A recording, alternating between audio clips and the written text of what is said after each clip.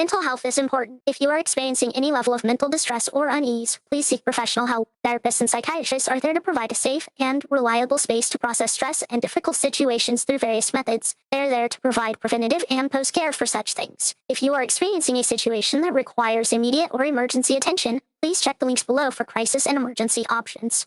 You can also find links below to charities that help children in need. Any help you can provide would be appreciated. Our social media, Ko-Fi, Throne, and Discord server are linked below as well. The Discord is a community gaming space with a completely optional section for Dungeons and Moogles.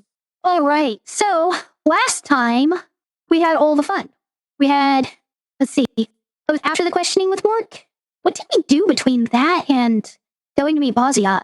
I'm missing like the first half of the session in my brain.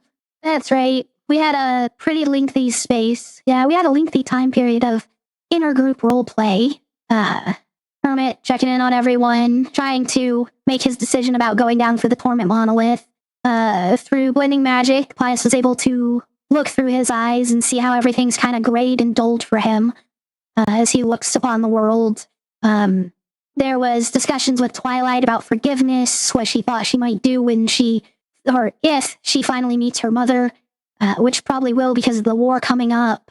All of that fun stuff. Him saying that, you know, after you guys have talked to Baz'ziat and done whatever else you want, if it still looks like the best decision, he will go down there and deal with Torment Monolith himself. After that, all of you headed out to Baz'ziat's cave to find it. Getting to the mountain range, Wrath and Pius kind of stood back while Tempest and Twilight flew around. Took a while, a couple of hours before they finally found the entrance. When you all climbed up and headed into the cave, you did the best you could to be quiet as you approached. And when you got in there, you saw the dragon was roughly like 50 foot across, 50 foot back. An absolutely massive creature. He emanated a sky blue aura that kind of illuminated that dark cavern he was in. And there was this massive pile of coin, weapons, armor, items, corpses, shredded cloth, etc. behind him. And just the entirety of it was cursed, filling the cave to the point that all of you could actually like feel, smell, taste practically the curse that was hanging in the air. You all kind of backed up so that you could figure out how you were going to approach it. And Wrath used the Staff of Thunder and Lightning to let out a thunderous strike that echoed through the cave to wake him up, and then approached him. You were attempting to be civil. You were prepared to offer not tithes, not donations, offerings. Yeah, you were ready to give him offerings to his loot pile, hopefully in exchange for information or help. And he was just negativity after negativity after negativity until he finally just kind of broke through all of your heroic monologuing or dialoguing. Eventually kind of broke, and the aura he had began to glow purple and extending out until finally it ended up coalescing and then bursting into this massive purple portal that was starting to drag you all through. With a combination of remove curse and a hope fragment, you were able to kind of halt its attempt to drag in. But Pius also attempted to connect with every one of the other versions of himself, and succeeded in doing so through the use of a plot point, taking on that deific form seen previously. In which case, you also gain the ability to, I said once per day, but I should say once per long rest, to kind of just shift into one of the other classes for one of those other parts of yourself. And you realize that this portal was going to take you all to the past. So in the end, you all kind of willingly went through it and found yourselves still inside of the cavern of Baz'ziat, who still seemed kind of negative, but not on the same level of like insane depression that his future self was. He was still unwilling to help, but you handed over a hope fragment as a gift, as well as tried to kind of stroke his ego and hopefully bring some type of positivity. At least that was my perspective of it. You all then proceed to exit the cave and kind of went your own routes to try getting information and figure out what was going on. Twilight headed over to the residential section to try speaking with the mother and son, Jonathan and his mother, the first undead that you had encountered while exploring the village. Twilight deciding she was going to kind of just, say fuck the guards and go up there with her without permission. Took some gnarly arrows to the chest. And that's why her hit points are down to about half right now. But she turned into a fly so that she could get to the house and look around. Jonathan wasn't there, but the mother seemed to be doing pretty much okay. She was cooking breakfast. And then she kind of retreated back out to go meet with everybody else. Tempest headed off for the judicial building, and because of the crest of the Kindhurst, got directed to go to the mayor's, where you all were set up an appointment for 5 p.m. with him. She then went over to the judicial building to get any information she could on Mort. Got several different files and documents of information on him that she has brought back to everybody else. While Pius and Raph kind of stopped at the graveyard along the way and spoke to the gravekeeper, as well as checked out the graves and see if Mort had already passed. You all know that indeed this isn't before everything started, but it's before it's become an unstoppable problem. Mort has passed. There are at least a few other people that have been affected by it, so you're not really sure how deep it runs at this point. And the gravekeeper has pretty much said they're willing to kind of discuss whatever may come to mind, or if they learn anything new, because they do think there's some greater problem going on in town, and it's not just a matter of people developing depression. Where we left off was pretty much everyone coming back together.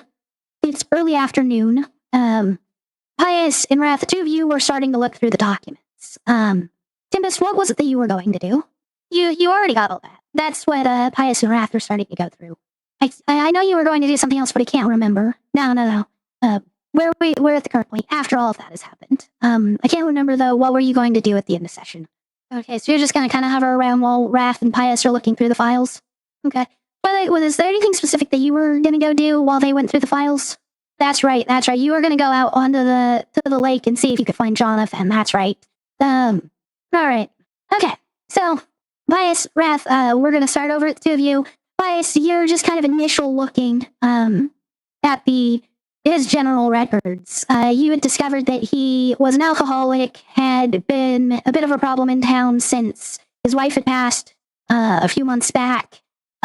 And that just generally speaking, he definitely seemed like the type to kind of ignore rules, to go out on the lake to fish without his license and everything else that he was kind of accused of that led to his death out there. Raph, you were going to start at the death records and kind of work your way back for the others, if I remember correctly. So in the death records, you do see about the mutations and his heart giving out and all of that. But you also find a note talking about how he had been trying to say something about this purple crystal. And on that note, they do mention that other villagers have also recently, after coming back from the lake, mentioned that they thought they saw some type of purple crystal at the bottom of the lake, and that all of them also saw strange visions as well. Usually things like mutated fish beyond, that just are completely unnatural, or of this giant dinosaur-like creature patrolling around the frozen lake. A couple of them mention having seen an angel and demon working together to do something alongside a humanoid dragon and a robot. And you kind of quickly get the idea that somehow they were seeing visions of the future. Oh no, the voices are coming through properly on the stream. Let me fix this. Somebody say something. Ah, no, how rude. Hold on. Sorry, guys. Damn technical issues. It was working a bit ago. Now I gotta do this.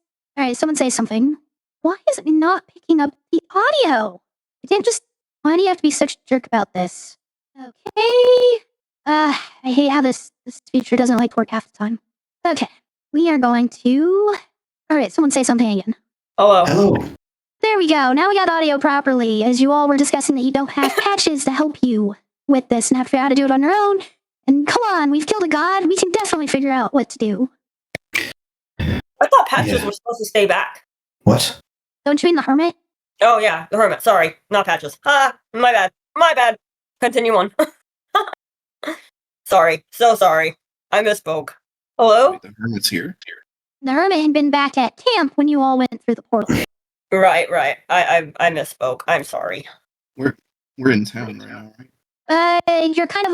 You're a little bit a ways from the lake right now. Not actively where people might be, but you are close to the town itself. Whatever we decide to do, we should be mindful of the time. What do you mean? Well, we do gotta get things back to the, judicial by 5. Right, and we have a meeting. Right. Well, let's go turn these in and wait on the meeting afterwards, I suppose. All right, Twilight, how are you going to go about trying to find Jonathan at the lake? Where is she at? Is she with the party? I can't remember. No, you kind of flew off as they started looking into the files towards the lake. Okay. She's just gonna kind of fly around and see. Does she know? You know what? She's You know, gonna he's a ask teenage boy. Okay. So you're going to try to approach people over by the lake to see if they've seen Jonathan then? Yeah. Okay. So the first people you see are over towards the dock, of course. There seems to be an employee who's just kind of in charge of the dock, making sure the boats are there, tied up properly. They're in charge of keeping everything in order so people aren't crashing into each other, there's no fights, that sort of stuff. They're a dock attendant. And at least for this portion of the lake, they'd be the most likely to have seen him. But they are not paying any attention to you. They are doing their job and focused on that. Does she have any idea, like, where the girlfriend would be? Or no? Absolutely none. The only thing you know of the girlfriend is that there's a girlfriend. Can she use the plot point to actually find any information on Jonathan? I mean, you haven't even just tried actually getting information. You've gotten there, you've seen the person who's most likely, and they're just not paying attention to you. You haven't actually tried to get information yet. Oh, okay. Yeah, she's just gonna walk up there and say, "Hey, I'm looking for a teenage boy named Jonathan." Jonathan? I don't think I've seen him today. Actually, I haven't seen him for a couple of days. Which is a little odd, actually. He usually comes down here every morning. Sometimes he comes in the early hours of the afternoon, too, but he hasn't been around. What about his girlfriend? His girlfriend? Oh, I don't even know if he actually has one. He sure likes to talk about her, but I've never seen her myself. He hasn't seen her in a couple of days. Let's see. Does he usually come down here? A lot? Like I said, he's usually down here just about every morning, and sometimes in the early afternoon, too. He just hasn't been here the last couple of days. Okay. Can I get back to work? How big's the lake? Like, out of game? Like 3/4 of a mile roughly. Just from one side to the other. She's gonna try getting into the lake since it's kind of nice, and she's gonna just try to go for a swim in it. So Probably as a soon bad as idea. you like start trying to like go out and past the shoreline, the dock attendant just starts screaming. Hey! No, you need to get back in here. We can't have you getting hit by the boats. We can't have you getting in the way of what's going on. What's going on? All right. She's just gonna try to maybe ask the town folk. She's gonna go somewhere else. She's gonna look for him. She's gonna find him. Okay, so how are you doing this? There are lots of townsfolk, lots of places, lots of questions you can ask. I know there's like 1,000 questions to ask. My brain is not there.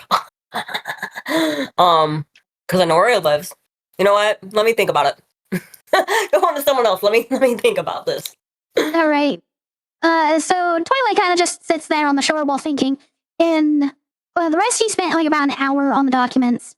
And as you're heading back towards town and heading up towards the judicial building that's just near the lake, you're all walking past, and you can see Twilight down on the shoreline, just kind of sitting there thinking. You almost think you see like smoke coming out of her ears. She's thinking so hard.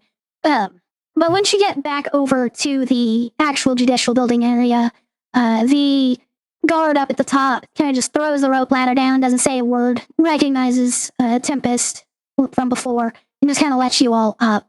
But Ladies first. pretty much just Alrighty, thank you. These are my friends, don't worry about it. They're part of this. the guard kind of just nods and looks over your allies, kind of taking that mental note of what they look like, in case they come by without you later. Once you're back over to the judicial building, though, the secretary is knee deep in or not secretary, the receptionist is just knee deep in a bunch of paperwork. Kind of doesn't notice you come in. You can also tell as it's coming into the afternoon time, or they're in the early afternoon time, it's gotten a lot busier. You can see any number of townsfolk kind of moving from one spot to another. Plenty of people grumbling and griping about how long it takes and why the fuck do I need to get a license to go out and catch a couple rabbits, that sort of stuff. I start making my way towards the desk where she was at. Okay. And I go to So- put them on the table, like, right in front of her before speaking. So when you get up there and you look down, you see that she's working on some type of like organizational outline for like an organizational outline. I keep using words that are going to double up. An organizational outline for an organization. She seems to be working out the logistics of some type of guild. And once you put the papers in front of her, it kind of gets her attention. She looks up. I didn't expect you to be back with them so soon. Oh, okay. Never mind. You had help looking through all the files. I see. That makes sense. Are you sure you're done with them? Just once I go put them back, I don't want to have to pull them out again in the same day. It takes a little bit of time, you know. No, you're fine. No. You were a great help despite all of this going on right now. All right. I'm just gonna set them aside for the moment. I've gotta finish this real quick. Sorry that I can't be more attentive to you at the moment, but duty calls. I feel that. Just keep at it, all right? And turn to start leaving. Okay. What was her reaction whenever she said with everything going on? Did she have like any kind of physical reaction? So she just, as a whole, seemed extremely tense. Like she's maybe being overworked, or there's some other type of stress that's just this constant with her. She didn't necessarily have a specific reaction when mentioning it, other than just a slight pause before giving you the general things going on, as if she almost said something else. I'll follow Tempest out. Should we go get Twilight? She looked like she was about to explode. Yeah, we probably have a little time to go do that real quick. Who knows what trouble she'll get into if we let her alone for too long. Yeah. Pius, did you want to do anything before walking away from the desk? No. All right, so there's no delays, no one trying to stop you and talk to you as you're heading back down towards the lake. You get over to Twilight, who is probably still sitting there thinking, Twilight, you good? Where we left her. oh, did we lose Star? No, I'm here. Good? I'm here. Are you good though? What's up? I don't know. I smell burnt toast for you. Huh? What's on your mind? I am trying to find Jonathan. Do you have a spell that might be able to help with that? Locate person or object? I don't think I have it. You could ask nature. That's true. You could ask nature. Be careful if you do that, though. That crystal is still down there. You know what? I didn't think about that. Thank you. I'm gonna ask Oh, nature. Can I do that? How long is this going to take you? I don't know. Until I find him. If you had to guess, like a minute, an hour, 8 hours. Tomorrow. And Twilight, I hope you don't mind me asking, but why are you so obsessed with Jonathan? It's not an obsession. I'm just, we gotta. Your fists are clenched so hard your nails are digging into your palm, Twilight. Raph kind of puts a hand on Pius's shoulder and just shakes his head as imperceptibly as he can. It's not an That's obsession. nonsense. I want to mend everything that we just saw. Okay. We have a meeting with the mayor. If you're going to be doing this, can we find you here? Or perhaps send us a message whenever you get a location and we'll meet you there. You think the mayor would know what happened? I think he'd have maybe some insight as to Jonathan's character, being the mayor and all, but perhaps not an insight into his personal day-to-day activities. Well, I know one thing for sure, is that Jonathan does come to the lake quite often. Yeah, I'm But pretty he sure we hasn't had been doing discovered it that. for weeks. Well, for a perhaps he's couple just days. not being seen doing it. Or maybe he's visiting someone or somewhere else. Meeting with He is nature a- is a good idea. He is a teenager after all. I mean, teenagers are very mischievous. And I want you to take as much time as you need to find him, but I don't want to delay our appointment for that. So No, we go to our meeting and you find him, just send us a message. I can do that. When's the meeting? 5 o'clock? 5 o'clock, yes. What time is it now? My sundial says it's Two-ish? 2-ish. Pius, So we have a few you hours. you basically have a clock that's telling you it's like 2 o'clock. Is this a meeting that I should attend? If you want to, but Uh, I wouldn't put it ahead of your current goals. No, I'll attend. I'll be there. Well, if you can. I think you should focus on Jonathan for the time being. Though. But you say I'm obsessed. Pius said you're obsessed. I never said anything about it. All right. Well, let's see what happens. Let me try to ask nature. Thank you, Pius, for that. You're welcome. Sometimes I think of good ideas, and sometimes I don't. I mean, if Star wasn't sick, she'd probably do that. But Star's sick, so she's not really thinking at her 100% right now. I'm curious how that works inside of your head, but that's for another day. It is. Are there any other dock workers still about? That's where we are. Right? Yeah, you're down near the docks. The dock attendant's still over there. It's kind of slowed down a bit, so they're mostly standing there verifying paperwork like dock times and such. Well, there's like times of people docking their time that they're supposed to go out, that sort of thing. Currently, there is someone unloading their boat that has been tied up of all the fish that they've caught. I'm gonna walk over towards them and say, "Can I give you a hand, perhaps, for a question?" I'm gonna reach to help unload whatever I can. That's mighty kind of you, young man. Don't normally see people willing to help with that sort of thing. I mean, Well, I was. Jonathan used to, but not anymore. Have you seen him lately? What do you think would cause him to stop coming here? Yeah, he keeps talking about some girlfriend of his. Ain't seen her, but I mean, teenagers, right? Yeah. I was practically born on a boat, so I got to skip that portion of my youth. Are people allowed to visit the lake for other purposes than fishing? Not normally. They don't want too much going on out on the lake. Apparently, there's been some troubles in the past. Too many boats, too many people swimming. You know, have someone's Right. boat go right over another person's head, potentially kill them. That sort of issue. Yeah, I could see that being a problem. Such a beautiful view to waste, though. I can't imagine living here and not picnicking along the shore, at least. They don't really have issues with people being along the shore. They just don't want anyone actually heading out onto the lake without some Gotcha. type of permission or reason. That's fair. Well, if you need any more help, I'll be hanging around for a little while, at least a couple hours. I appreciate the conversation and the information. It's always nice to talk to someone who gets what it's like being out on a boat. Although, I'm feeling your boats are a bit bigger than mine. We had to deal with a little bit more violent storms, perhaps. It's all the same, though, in the end. Fair enough. Anyways, I think I'll be good for the rest of this, but I do appreciate that help. Of course. Thank you again. I'll head back. Alright, so you were able to pretty much finish his unload process. He had a cart set up for everything to go in. He's kind of grabbing the last bucket of fish and pouring it in there before he kind of starts carting it off towards the dock attendants. It looks like they have to go through like a quick count, wait and all that to make sure that he's in line with the license he was given. Well, we'll need a permit just to visit the lake no matter what, unless we hide the fact that we're going in it. So I have a feeling the mayor's our fastest route to that regardless. What else do we plan on talking to him about, bringing up? Should we bring up Baz'ziat? Dragon? Yeah. Yeah, I think it would probably be a good idea to ask what kind of relationship the village had with him before Baz'ziat became as inconsolable as he is. Right. There's got to be something that happened besides just the madness. Well, Right. the crystal could have caused that as well, so removing it might very well be the answer to that also. There's a lot. Everything is pointing back to this crystal, Yeah. but it's better if we go through all the due process and, fact check that. Maybe Right. there was something else. Thorough. That's really the only way we can do this.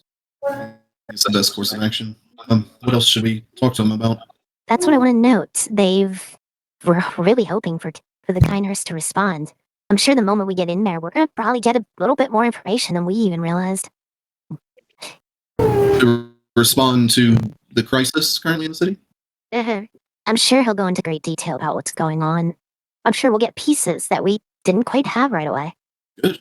Make sure you wear that symbol proudly. Aha! Isn't that an ironic thing in this situation?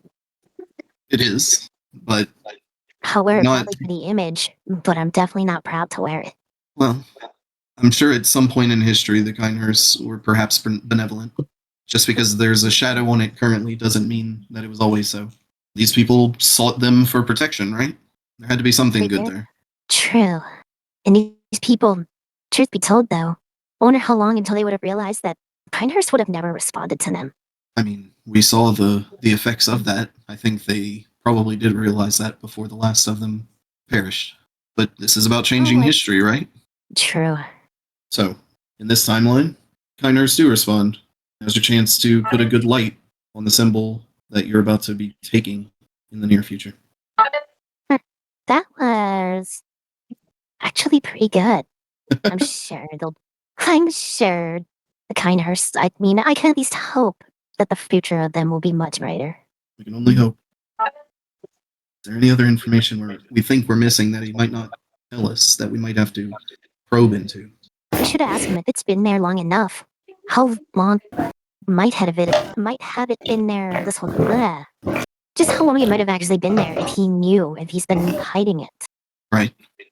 And if all accounts are correct, by changing what happened in the past, we're literally going against this forgotten god, this god of pain.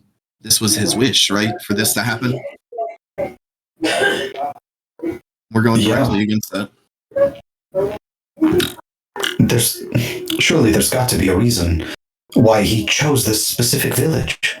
Do you think there could be a worshipper of his here? Maybe. I think it'd be hard to find who that is in the short amount of time we have. Maybe. Or we might just find out that it's a lot easier to find than we think. Perhaps. We can hope. So, I don't know if I really do hope. Because my train of thought is, why would a god choose a little village to corrupt when it could just corrupt the entire planet? It might not have the capability to do that. There are other forces that would reject it, I'm sure. Yes, but And I don't know. well, what's not to say this was the beginning of corrupting an entire planet? A seed point. planted. True. And the way you put that, it does make me wonder. A seed that's planted. Wondering just how big it might actually be if it's down there. If it's actually much easier to deal with because it has had time to, quote, plant its roots. Right. Well, that's the hope, right? Is that it's much easier to deal with now that we're towards the start of this. Perhaps after we speak to the mayor, I could walk on the bottom of the water and find out. We'll have to sneak you into the lake first, but yeah, it's not a bad idea. I think. Am I hearing all of this? Are they still kind of by me? Yeah. I could turn into a duck and go at the bottom of the lake too, or turn into a fish. I do think Twilight's chances of getting down there are probably much better without us being spotted. That's true, yes. We'll cross that bridge when we get to it, I suppose. I can do it right now. Maybe Jonathan's down there. Well, find out Wow, first that was dark. before we race the resources. Sorry, we didn't mean to interrupt your commune there, Twilight. No. I interrupted you guys. Sorry. You're fine. Your input's always welcome. But yeah, I honestly don't mind turning into something and, fish or anything to help you guys, help my teammates out. But if you want to do it later in the night, you can. Question, DM. Whenever we saw the scene of Tempest down there, did we actually see the scene? Like, did we see the monolith? Did we see that space? So you didn't see the actual lake portion, only the portion in the void with the air of the Maluviette. Okay. No. Let me double check how this works. Pius, you never saw the monolith either, right? Not the dimensions of it, no. I knew it was big, but the glow was pretty much all I saw. I didn't really make it that close because I was freezing. Okay. I have another idea then. Sorry, they're kind of all over the place today. If I can see that space down there, if I can have seen that space down there, let me put it that way, then I can try to view it remotely. The only one who's but the only one who's seen it is you, Tempest. How I saw it, I touched it. And you said it was a little bit larger than me, yes? Oh yeah. It might crush you, to be honest. Well, the problem is, you can describe it to me, but I have to have seen it. And I don't know if the time factor will stop this either, because the location I can probably scry having seen it before, because the geographical location can't have changed that much. But the monolith itself, if it's much smaller, I might not be able to scry on it specifically, because it is different now. I kind of want to go down there, like right now. We have a meeting, too. and we shouldn't Let's show do up it. soaking wet. No, Continue your commune. Have discipline, Twilight. We shouldn't show up at the mayor's house completely soaking wet either. And it could be dangerous down there. There could be some kind of catalyst acting on it, which is why it caused the effects it did. We don't want to just run into something blind. Do we have any way to get Tempest to show me the memory of being down there? That's romantic. That's so romantic. What are you talking about? Do you want to go down there with me, Twilight? I can't guarantee you're coming back up, though. 1 second. Let me check and see if I can do anything here. Wow, what was that sudden urge of homicidal tendencies? I am so sorry. Let's do it! I don't have anything on me. It would require something from Patches for me to do it. Unfortunately. Guys, you have done something similar quite recently. Looking directly through the hermit's eyes, using detect thoughts. If you could latch onto the memory instead of his active perception, though, both within the thoughts of the person, you might be able to then transfer that through your telepathy to Wrath. Yeah, that's kind of where I was going. Okay, I have a plan. Tempest, Wrath, I need your foreheads. You should say that differently. Out of context, that sounds bad. It's pretty long. Sounds kinky to me. Oh, Jesus. I need to think about how I word things. I need to touch your foreheads. Okay. Sure. All right. He reaches out and puts his middle finger and his thumb on either side of their heads and rests his palm against their foreheads, and then he casts Detect Thoughts. Simple enough. You feel the connection for the thoughts immediately, kind of getting their surface thoughts as they're trying to think through what you're attempting to do. Okay. I'm going to attempt to use my telepathy eldritch powers and try and link kind of use myself as a conduit to transfer from Tempest to Wrath.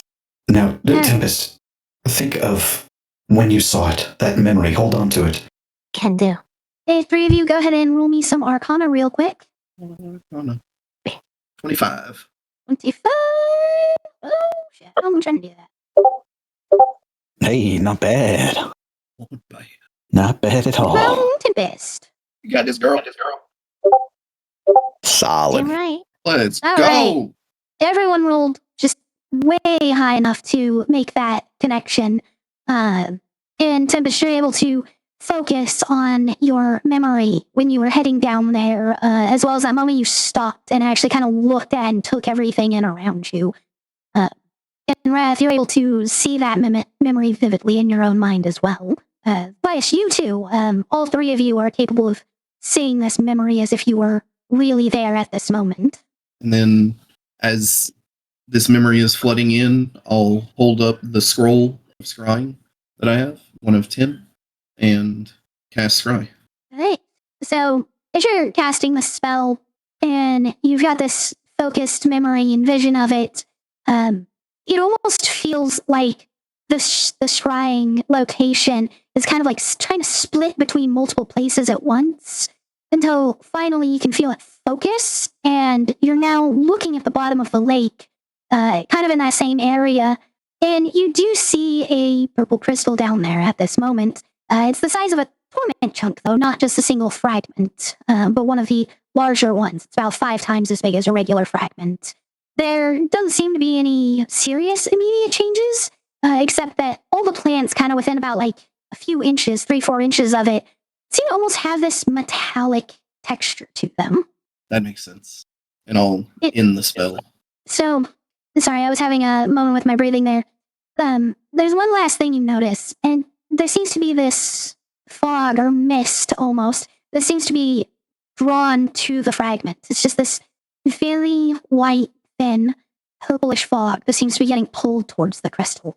Can I see where it's coming from? Is it just like from everywhere? Yeah, it's kind of coming from more or less every side, but it is coming down from like the top of the lake. In the scry. Did they see that? Yes, since you still have all that connection, when you shifted to that, Tempest, Pius, 2 of you were also able to see this vision. There you have it. It's absorbing negative energy, maybe? It's being powered by this village? Yeah, maybe the fog is what that is. Is the negativity, the emotion. Go and I look over the lake. Does it look like there's any fog there? No. You don't notice any type of purple mist, fog, or other entity or object that's hovering around the lake, or anywhere else around you for that matter. Something is going on, and it's growing and creating its base. Interesting, turning plant matter into metal. It's good to know. It sounds like we still have a chance. Right. All that's left is to see the mayor and then see this thing out. We do need to figure out what we're doing with it, how we're removing it. I feel like there's something special about this one. None of the others, to my knowledge, and please correct me if I'm wrong, none of the others were drawing in torment. What I assume is torment. I'm really not sure what it was. You've seen something similar once. And that was when you put a torment fragment against another. This village couldn't be a torment fragment, could it? Village itself? The entire village? Surely not. That's what happens when you put torment fragments next to each other, right? Draw each other in and one becomes bigger, more powerful. Well, on catapulting off of that, what if someone was feeding it torment fragments? That goes back to someone worshipping it here. There's so many connecting lines. That's a good call. We should definitely look into that. Maybe, what's his That's name? there. Yeah, The man who definitely need died. to ask the mayor. Mm-hmm. See if Oh. anyone's been suspicious. Mork? What about Mork? What if he was the one feeding it torment fragments? That doesn't make sense, though. He's dead. What if it's... And Wrath is just going to look over at Twilight. What? We need to find Jonathan. Have you finished communing? Kind of, but it's been kind of, I haven't been able to, commune that deeply. I keep getting interrupted by you guys. Sorry. Distracted, ADHD, but, How long does your spell take? I really don't use a spell. I don't have it prepared. Oh, okay. Rat's going to look over concernedly. She doesn't have that. She doesn't. Maybe we should just go for a walk. We shouldn't Should- take her with us right now. I hate to say this, but we should split up. If someone's eating that crystal, then the longer we give them, But the I mean, worse it if- is. We have time. Just meet up here. There's no telling how much, though. What if they've already dumped an obelisk's worth of torment energy into this lake?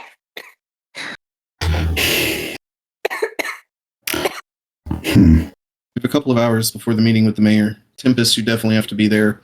Pius, you should probably be there also. Definitely look into the worshiper thing. I'm going to go take a walk around the lake. Okay. I'll see if I can... Because don't I have a connection to the forgotten deity? In some way?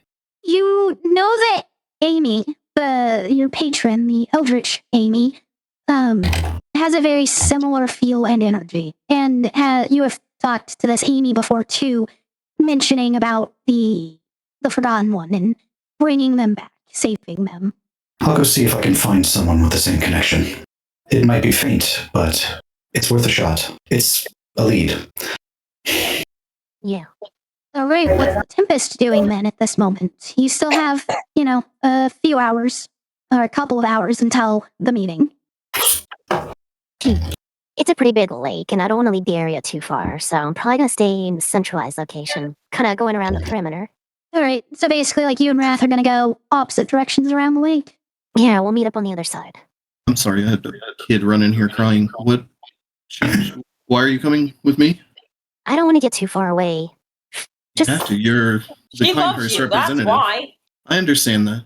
I swear to God, I will bury you. Isn't it true? Rat's gonna put his hand on your cheek, like whichever side Twilight is on, to block your vision. Hey, we have important things to do right now. We can contact each other. It's gonna be okay. You're needed. All right. I'll step off at points here and there along the way until I'm actually at the, what's it called? Mayorson? The mayor's Until I- house. Yeah, until I reach the mayor's house, trying to line it up and utilizing what time I have. Okay.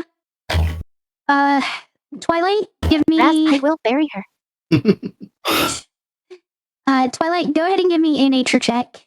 And the rest of you give me investigation. Investigation.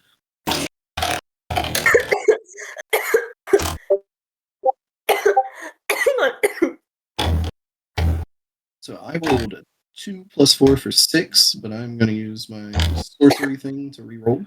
All right. Here we go. Sorcerer's versatility. I just got a 15. Tempest got to get that investigation. Twilight's got to get that nature. I thought my nature was at a 10. Let's see. No, you have a +4 intelligence and a +4 proficiency, so it is an 8. Oh, okay. Got I a thought it 10 was total. 10 once. Actually, hold on. No, you're right. Your wisdom stuff, for some reason, doesn't have the correct base. Oh, wait, nature's intelligence, that's why. So is Yeah, it it's an only 8? an 8. Yeah, it's an 8. So, Tempest, you're checking here, there, kind of keeping your eye out, ears open, that sort of stuff. And you don't notice anything worthwhile while you're heading towards the mayor's house, back towards the judicial area. And when you get back over there, they just lower the bridge again or not the bridge, the rope ladder for you to climb up again. You still got a fair amount of time by the time you're over there because it wasn't that far of a trek. So you do have like an hour and a half, but you don't notice anything as you're heading that way. I must be Bias. distracted. Bias, are you heading towards the residential area, the shops? Are you going to go try to find a different section of town? He's gonna walk through places where he thinks there's more people congregated, or he's in the entire time he's going to reach out his telepathy, kind of touch every mind that he can, and just look in their eyes as he walks past them. Okay. So besides the judicial area, the residential would be the place that you at least know of for this village that would probably have the most people. And you get met with the same "Hail, traveler, why have you come?" that everyone else has as you approach the rope ladder for the residential by yourself. Oh, I come to mingle with the common folk. I'm a healer of sorts. I see. Then, by all means, come up, and then we'll discuss before we let you through. Sure, of course. So they drop the ladder. I'm going to test the ladder first before I climb up it because I don't know how strong it is. So you've climbed up one already. Oh, okay. You've climbed up one here in the past. You climbed up one in the present too. And that one was 100 years out of date. So you figure it's good enough, seeing that it's in full repair right now. Okay, just wanted to double check. I didn't want to fall on my ass in front of these people. No, this is an incredibly sturdy rope. It's about twice as thick as average rope. Okay. As you get up to the top, though, and the guard that was standing there is able to kind of look you up and down. So, what type of healer are you? An herbalist? An alchemist? A cleric of sorts? I am a cleric, a path of the grave, of course. Ah, have you been to the graveyard? I'm sure that a gravekeeper would love to have a conversation with you. I have. It's very lovely. One of the best graveyards I think I've ever seen, actually. I know that's a weird thing to say, but I can appreciate when people give the dead a peaceful place to lay to rest. The two of you are very alike. Heard that old man say things like that more than a few times. It's a grave cleric thing. Not surprising. Anyways, as far as people around town, I don't think anyone's really sick at the moment. It truly would just be mingling. Unless, of course, you count illness of the mind. I do, in fact, count that. It's a little trickier to heal one's mind because the mind is so easily broken.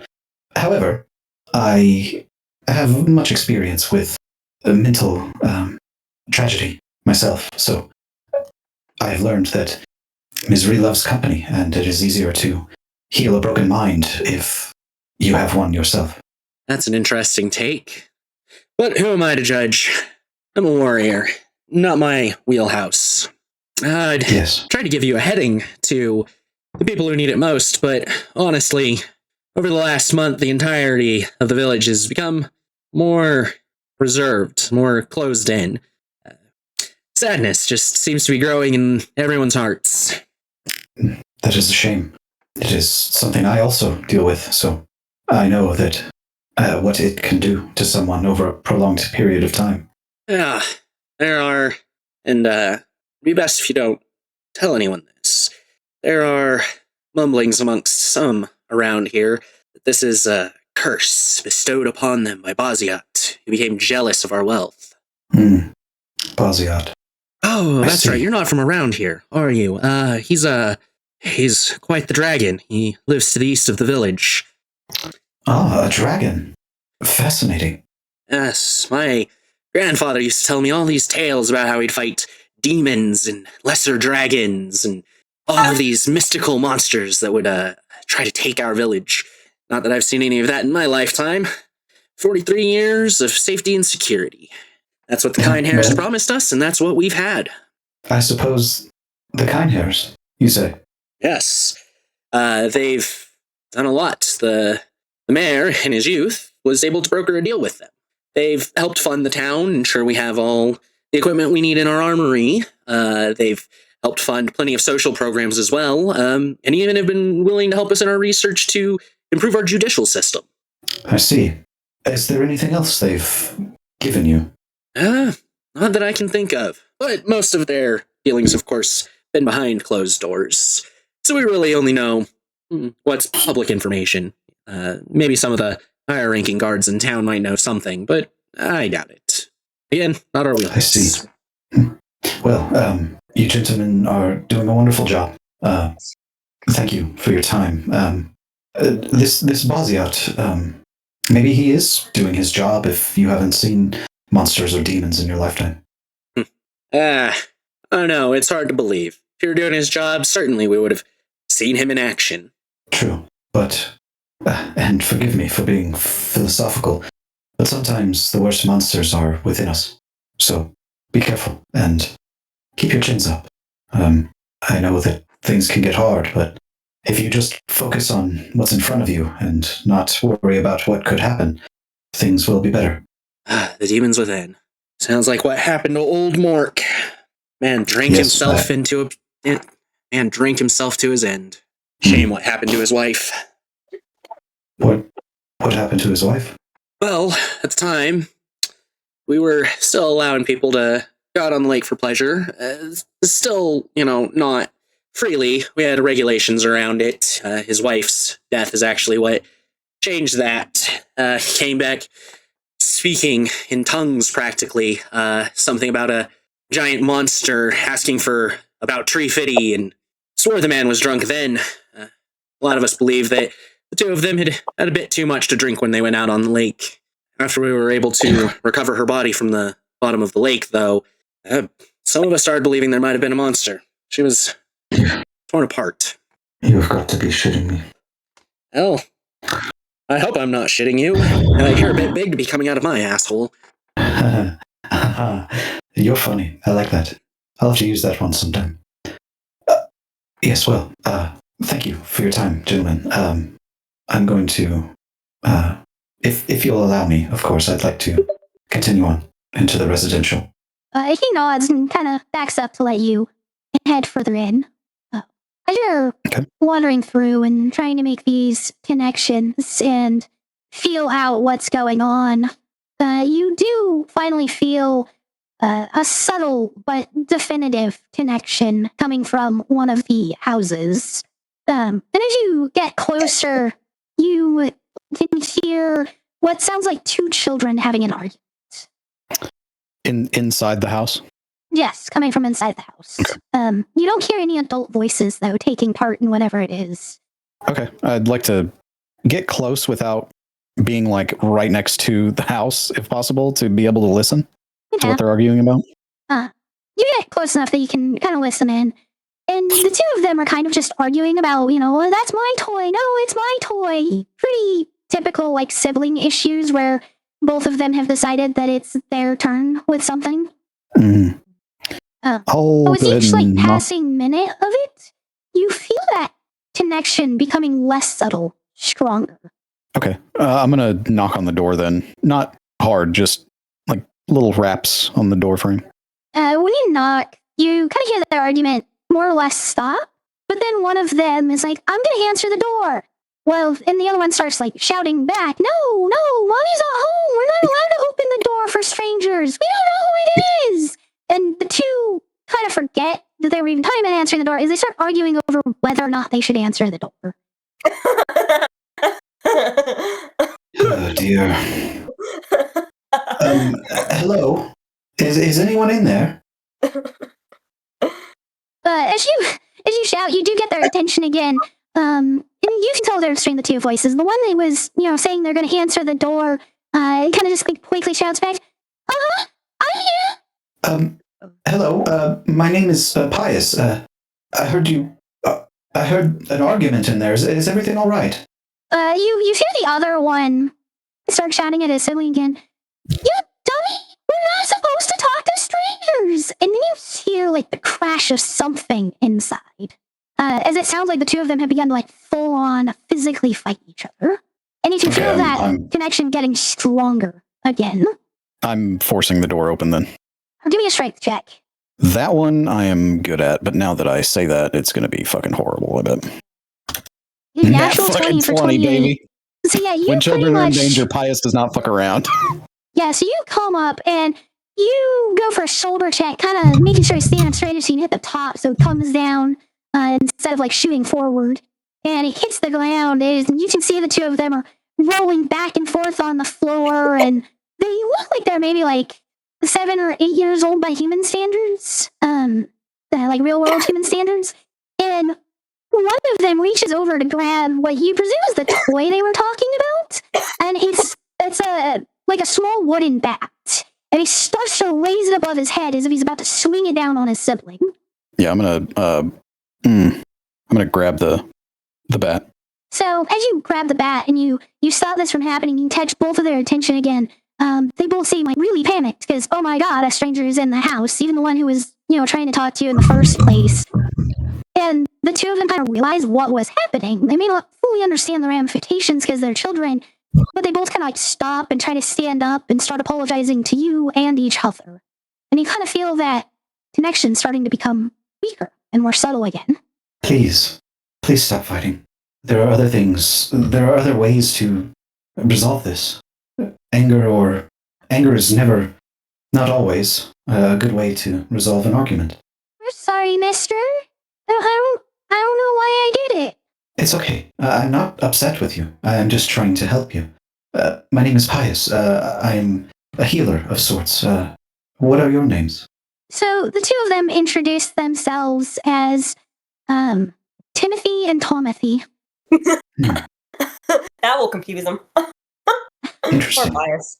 And as you're looking at them, you can also tell that even though there's differences in their voice, they look kind of like the same age. Maybe like they're twins, not completely identical, but close. May I ask where your parents? Well, mommy told us that when we were really little, Daddy went to go live and work on a farm somewhere else. And mommy is at work. I see. So she just leaves you two here alone? Uh-huh. Mommy says she can't afford to pay someone to stay with us. Well, if I had the time, I would gladly babysit you both, but unfortunately I have a lot of things to do. Now, Tomothy, can you please promise me that you'll try to control your feelings from now on? Well, I'll do my best. And then the other, me too. Now, when instead of arguing over one toy, why don't you just dedicate a certain schedule, or like, hey, I will play with this toy for an hour and then you can have it, and then after your hour's up, I can have it back. But how do we decide who gets to play with it first? Flip a coin. Let fate decide. So you see the two of them both get those big cheesy grin on their faces as they kind of like run over towards this like side table next to like a couch in their living room space. And they put this big coin that's like 5 inches across. That they kind of just like take with 2 hands and toss up into the air as the two of them try to catch it. Good lord, that is a large coin. Where did you find that? Well, I don't know. It's just always been here. May I see it? So the two of them hand you the coin. And as you're looking over it, it doesn't seem like it's money or anything inherently special. At one point, it may have had some type of design imprinted on it, but it's worn away. This disc is incredibly old, though. You would surmise older than Maluviette, even. It could 10,000 years or more. Tell you what, I will give you both, each of you, 1 gold piece, if you let me keep this. The two of them get like really excited, like to the point they can't even form words. They're kind of like almost screeching with joy. Is that a yes? The two of them start furiously nodding their heads yes, almost like falling over from how forceful they're doing it. Well, since you've been such good sports, I'll give you each 5 gold pieces. How about that? The two of them, their eyes are just shining so bright at the moment. As the two of them are just like, and almost holding their breath as they're putting their hands out. Yeah, he reaches into his pouch and counts out 5 coins for each of them.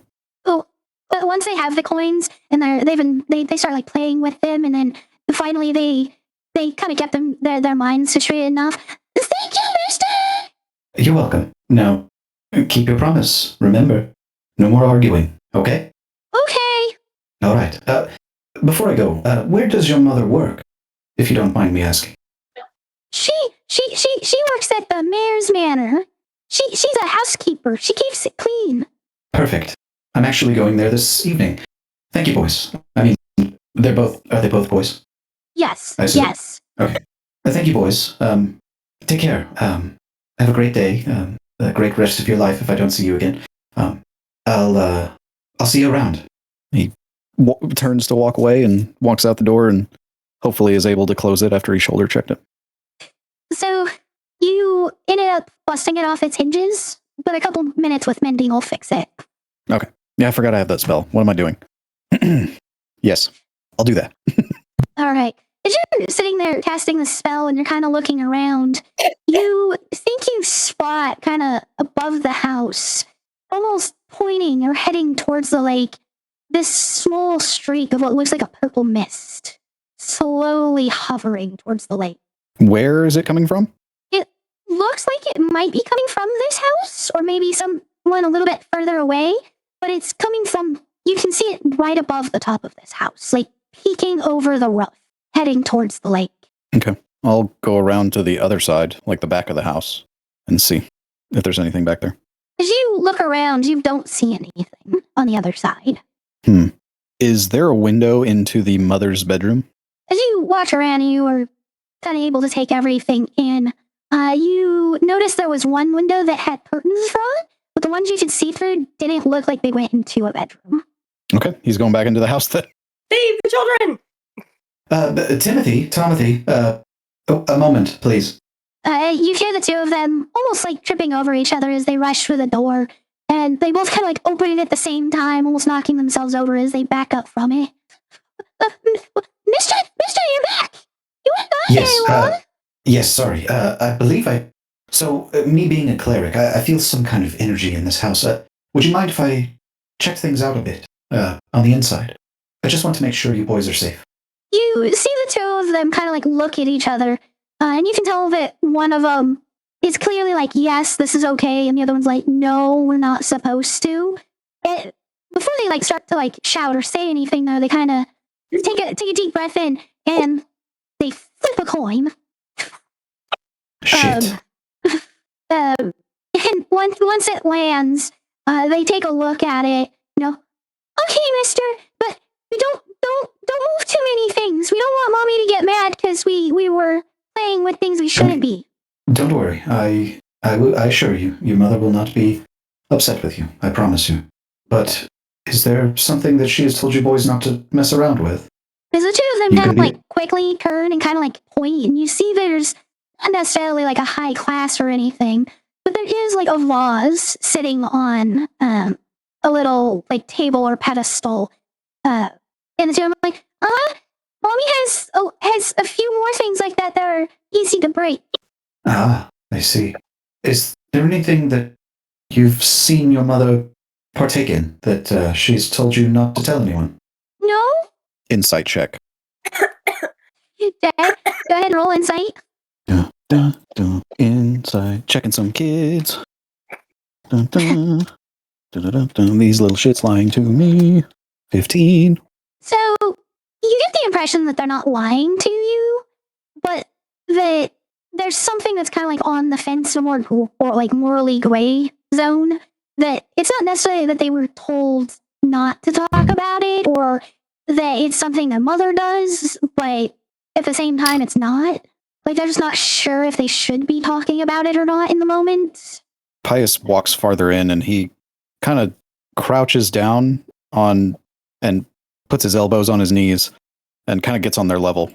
Timothy, I want to ask you both something. If you had the ability to be a hero and save the world and save everyone you love, would you do it? Even if you would get in trouble? The two of them kind of sit there deep in thought for a moment and then look back up at you. Are you a hero? Some would say yes. I personally just think I'm doing the right thing, but sometimes that's all it takes to be a hero. So the one that's been kind of like, no, don't do this, whether it was like opening the door or that moment where they did the coin flip, is the one that is seeing, well, Mommy has a picture of our daddy in her room, and she doesn't like it when we talk about him. I see. Would you keep a secret with me? Uh-huh. Okay. I'm going to go look into your mother's room. Now, I promise you, I won't move anything. She will not know I was there. But I need you both to keep this quiet, okay? Okay. Very well. I'll be back momentarily. I would prefer if you boys stayed in here. I'm not sure what I'll find in there, okay? Okay. He So, stands to his full height and walks down the hallway, if there is one. yeah, there's kind of like a short hallway, and you head down and you find the room that belongs to the mother. And as you open it up, you can see on the left side there is a portrait of a man, and you can tell by what's around it that it's a memorial space for someone who's passed away. Damn.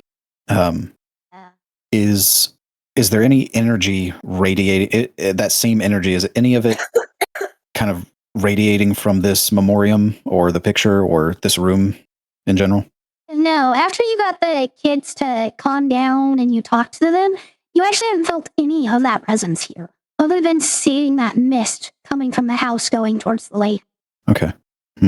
Is there anything else of note in this room? Like, I don't know, letters or any kind of way to find out this man's name or the mother's name? No, there's nothing that would discern that sort of thing. Nothing Okay. with names or letters or anything. Okay.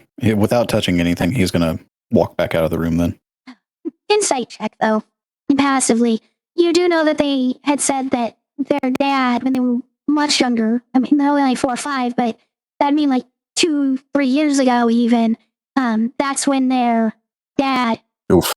went away to live and work on this farm. So that's probably when he actually passed away. And that's what their mother's been telling them instead.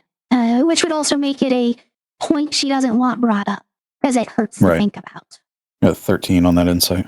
I was trying to say just passive. The 10 Oh, plus my bad. your mod. What I was just describing is what you kind of piece together from this. Okay. I missed the passive part. Yeah. And additionally, with having gone around, like looked from the backside, been in the house, you kind of think that what you saw may have been whatever lingering negativity was there. And once you stopped it so there wasn't any, it just kind of started floating away and being drawn in. Okay. Yeah, he's going to walk out of the room, close the door softly, and walk up to the boys. Thank you for letting me in here again. Everything seems normal. Everything's fine. I don't sense any bad energy here anymore. Best of luck to you both. I wish you the best. Okay, bye, mister.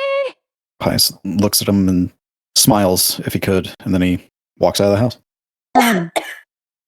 A note to be had from, the fact that we are real people and we have our world laws and rules. I created a very terrible situation there for Pius and Deuce to deal with because there was no imminent danger, but breaking and entering, telling children to keep secrets from like their parents and such, and all that, not exactly the most morally okay things to be doing. But there was really no right answer, and anything he chose to do was going to be not great. So I do want everyone to realize that I created a situation that really had no good answers, just to see how Deuce and Pius would respond to the situation, to try making the best of it without crossing too many lines. I think I did pretty well. Overall, I'd say you made the best of that really bad situation. Because you really don't know how deep the issue may have ran if you allowed the kids to continue without intervention. There's at least the theory that one would have just been bludgeoned really to the unalived point. So, is that. Well, we will head over towards Wrath. Do you remember what your role was so long ago for that investigation? A 10. A 10. Okay. As you're going around the lake, you see multiple spots that look like people regularly hang out. Some of them have just like a towel and like a beach umbrella essentially kind of set up there, but there's no one around. It's a spot that seems to have some trash and litter around as if people didn't clean up after themselves last time they were there. And when you're about like a third of the way around the lake, you take note that it looks like there's a section kind of heading away from the lake and into the woods to the north, a beaten trail of sorts. Like people have walked that way and back numerous times to create this foot-worn path. I'll take a glance Is around. is the dogs bothering you guys? No, Don't even hear not me. me. Okay. So you'll take a look around what? Just glance around. If there's nobody there, then I'll go down that trail. You don't notice anyone around at the moment. It's really quiet kind of in the area that you're in. I'll start heading down that trail. As you're heading down the trail, after 2-3 minutes of walking, you come across like an old log cabin. It doesn't look like anyone's necessarily lived there for a fair amount of time, but currently the front door is hanging open. I'll sneak up. You sneak up, you kind of take a look in, and you see some old warm furniture there. And you see that there's 2 people on a couch in this front area of the log cabin, and they appear to be making out.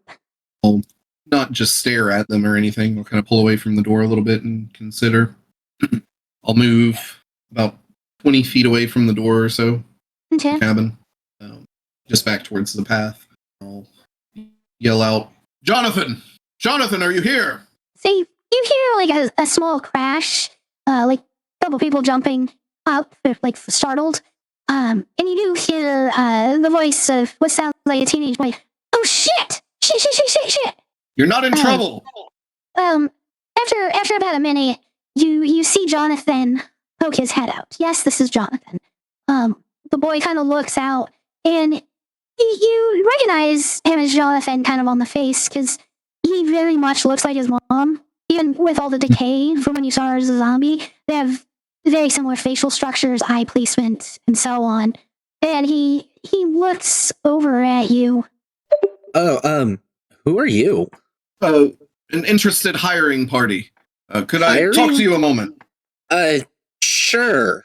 Can we maybe go talk at the beach? Well, I'll only take a moment of your time, really.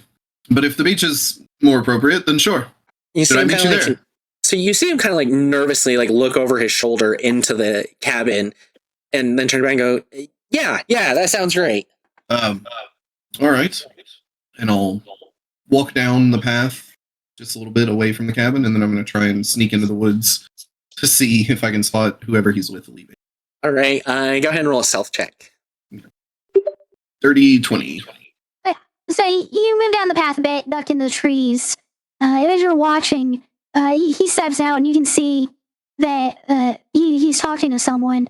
And after just like 30 seconds or so, you see another teenage boy step out of the cabin and kind of go out into the woods and not follow the path, as he seems to be heading back towards the village. And then you see Jonathan kind of turning around to start coming down the path towards the beach. Okay. I'll try and cut through the woods to beat him at the end of the path if possible. An easy task. You get to the beach before him. And you have like a minute or so of wait before he gets there. Good to see you, Jonathan. I hope I didn't interrupt anything. No, you're good. I was just taking some time to myself and meditating. Of course. Yes, I'm sorry. I didn't mean to startle you with my appearance. I'm here with the Kinehurst aid. I was told you might be interested in taking a small job opportunity. You seem to be spoken very highly by the men at the docks. Wow. I really didn't think that they thought that much of me. Oh, yeah. What do you need help Praised all the with? help you've given them. I kind of needed some eyes here in the town. We're here. I'm sure, and I'll lower my voice a little bit and move a little closer. I'm sure you're aware of the recent concerns the village has. Like, what happened to Mork? That and possibly others. We're trying to find if there is a link with any of the other recent deaths currently. But the mayor has reached out to the Kinehursts, and here we are, doing some investigating. Trying to stay out of people's way, but it's a little hard to keep eyes on everything whenever you do so. So I was wondering if you might be able to help me. Sure. I mean, the Kind Hairs, that's an honor to be asked to help them. Sure. My lord will look most kindly on that. I'm offering 2 gold pieces a day just for any information you might be able to come across relating to Mork or anything strange happening around town. You wouldn't happen to know anything off the bat, would you? I could offer you substantially more for useful information. I mean, everyone seems to think there's some type of curse floating around, thinking that maybe Mork brought it back or whatever. But I mean, as far as strange, I mean, yeah, a bunch of people around town have been acting a little different. People used to get together for card games, on the weekend or whatever. They haven't been meeting, or like my neighbor, man, just go near his house. It smells like he hasn't bathed in months. It's kind of gross. Your neighbor? Yeah. Have you seen him out recently? I think it was 3 days ago. I was coming home and he had just left his house at the same time. So, but no, And he's kind what of been does a he do shut-in for a lately. living? Well, he used to be one of the captains for the guards around here, but he hasn't actually been working for 7-8 months. Retired. He's a bit of an old guy. Well, I can certainly see my money is going to good hands. I'd say that's worth at least 10 gold alone. Any other strange events happen around you? Or Well, perhaps I don't know if your friend? And he'll kind of raise an eyebrow and look back towards the cabin. you see him kind of get a really anxious look on his face all of a sudden. I'm sorry, I didn't mean to impose, but you understand I'm here for intelligence. Yeah, of course. I don't know if this is true or not. My dad was talking about it with my mom, but I guess someone else in town, about a week and a half ago, maybe 2 weeks, I guess they just kind of jumped down from the bridges and walkways, that the town's held on. Apparently, they just dove headfirst down to the ground. Really? Yeah, That is very that's strange. what my dad was saying. My mom, though, she doesn't believe that's what happened. It had to have been an accident. Like, who would jump off of it, to do that to themselves? It doesn't make any She sense. has a good point. Yeah, no, I can see that logic for sure. Well, you've been a great help, Jonathan. Here, and he'll pull out 22 gold. Again, if you wouldn't mind, I'm a bit of a sailor myself, or was in my past life. Word around the dock tends to get around fairly quickly. So hang out there, maybe help some of the workers there for me. See if you can find anything out from them. And for every day that you do this, I will give you another 2 gold. Yeah, all right. That, I think I need to start spending more time at the docks anyways. They really do appreciate my help. Maybe I'll find my legs, my sea legs, so to speak, but with a career for the future. Absolutely, a young strapping lad like you. I'm sure you could work some sales, without a doubt. Well, it was a pleasure meeting you. I'm very sorry once again to impose with your company. Your secret is safe with me. But perhaps set up some alarms in case another wanderer comes by next time. Okay. Thanks. Thanks for understanding. Of course. Sure your mother will be very proud of you for the work you'll be doing. So, have a good day. If there's anything you come across, please do not hesitate to find me. He nods his head and starts to head back towards the dock area and the path back towards the main village. I'm gonna just watch him go. And does he look back ever? Slightly. After maybe like 50 steps or so, he just kind of like barely turns his head, just enough to get you in his peripheral vision. If I see him like slow down and tilt his head in either direction, I'm gonna teleport myself under the water. Just erupt in a ball of flame and teleport. And just stay hidden for like a couple of minutes until he leaves. Alright, yeah, you notice him kind of turn his head. And as it like catches that point where he'd see you in his peripheral, you just poof and end up under the water. Then when you come back up and you're watching, after a while he's gotten a decent distance. Since it's mostly level and there aren't really trees to block around the beach, you can still see him, but he's made a bunch of progress back towards the village at that point. I will take the opportunity to just fully submerge myself and kind of just stare off towards the middle of the lake. Do I see anything? No, there doesn't seem to be anything that stands out at least. Take another couple of minutes before I head back towards, if I think I can make the appointment, towards the mayor's house. And just, with the volcano coat, just erupt myself into flames to dry myself off. Alright, Twilight. So as you commune and try to make this connection, you get your mind focused and you feel out. And you kind of get this feel for the locations where people are. Elves, dwarves, gnomes, halflings, all these different people within the area around you. And you can also feel all the squirrels and foxes and fish, etc. that live in the area. But you get one thing that just doesn't seem quite right. You can feel down at the bottom of the ocean what feels like the lake, which seems to be a rather large animal of sorts. You can't get a lot of details about it, but you do know that it seems to almost be like this broken, partial entity, the creature. But it's definitely an animal of some kind. Animal lake.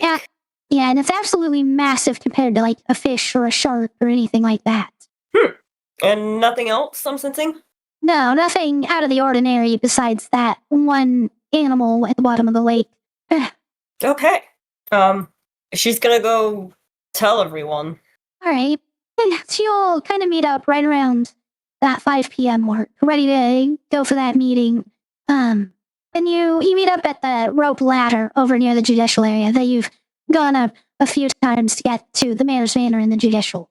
And you have that moment to kind of tell each other what you found, what happened, and all of that. We'll just say you told each other instead of literally explaining what, has happened in real life for us just now. So there's abandoned kids, huh? Doesn't sound like they were abandoned to me. Simply, mother had to work and there was no one to watch them. Yes, they're quite fine on their own, but it's a tragedy. After meeting with the mayor, I'm going to go speak with their mother.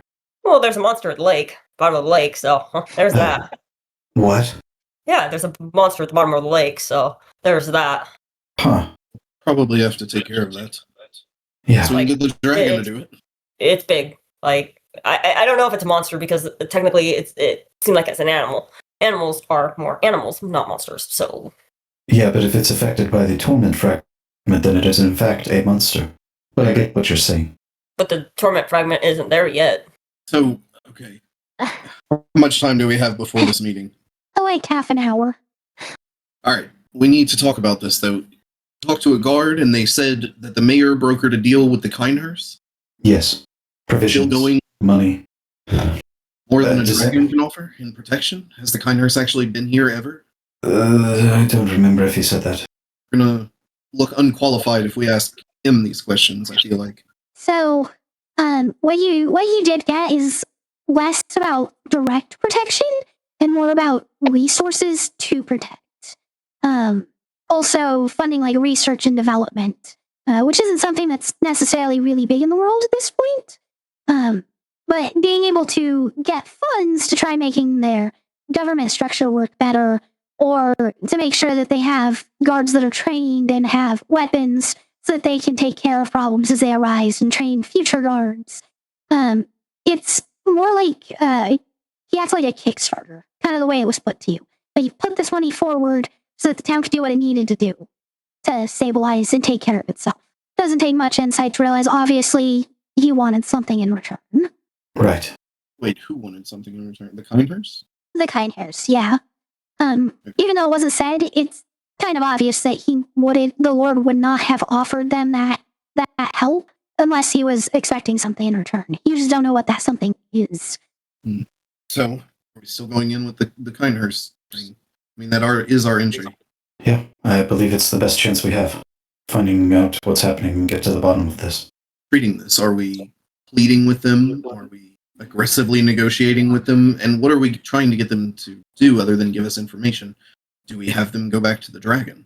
I think we should play this normally at first, and if the mayor is quite hard to either read or he is very defensive, then maybe we should kick it up a notch. Are we trying to convince them to stop relying on the Kindhurst's defense through monetary gains? Are we trying to get them to go back to the dragon and offer him praise and, I think that would probably be our best bet, is to convince them that the dragon is a much better bargain token than the Kindhurst. our work cut out for us, to say the least? Yes. I'd much rather fight a god. That was a joke. At least there's a Can clear I? I direction. want to fight one. Right. We already have Twilight. Okay. Wrath, you're mostly charismatic.